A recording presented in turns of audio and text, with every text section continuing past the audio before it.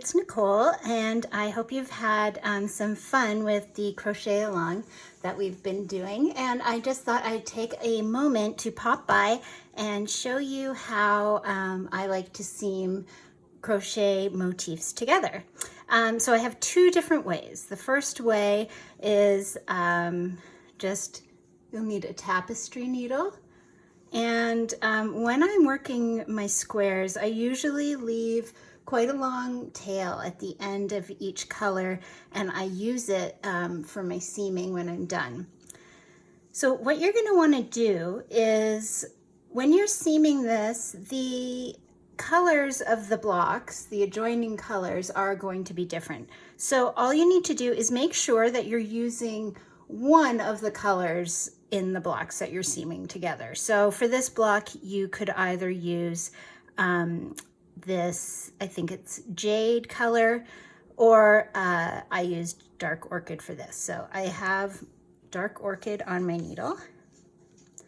And the great thing about this blanket and these motifs is they all have the same number of stitches. So we know it's going to be pretty simple to seam this together. So with the right sides facing, the color is in the middle, so I usually, like in the corner, so I usually put it through both corners and do a little, I guess you could call that a slip knot. And then what you're gonna do is whip stitch across.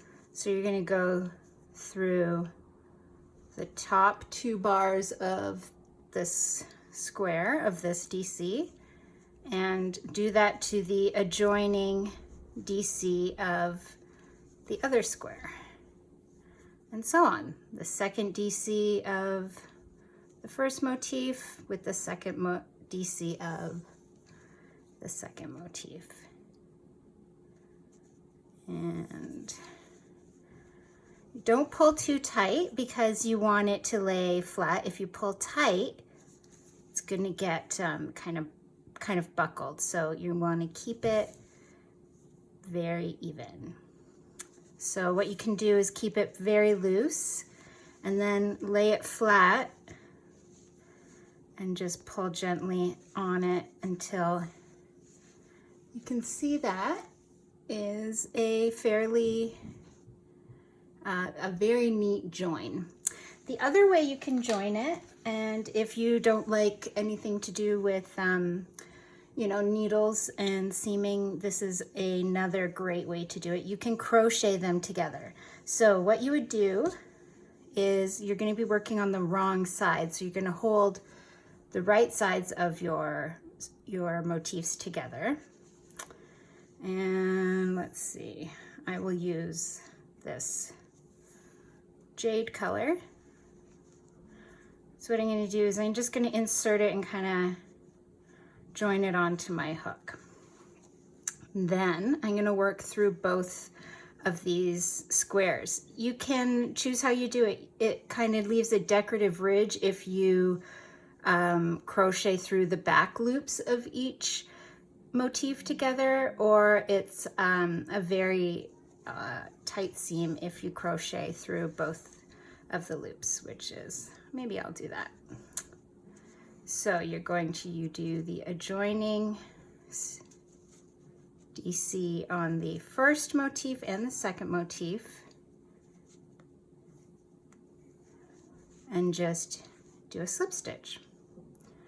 And I guess I've decided to go through both legs. Next stitch, slip stitch.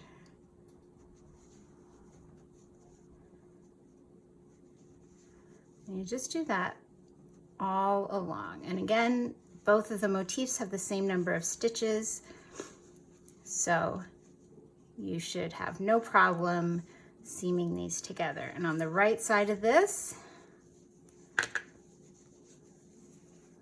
you can see it's another nice, neat, tidy seam. The only thing to keep in mind is that it does take those two top legs of the stitches into a selvage. So on the wrong side, there is a bit of a ridge. But I kind of like it. It's very neat and tidy once you get rid of all your ends. So I hope that was helpful, and I hope you had some fun crocheting along with us. Thanks.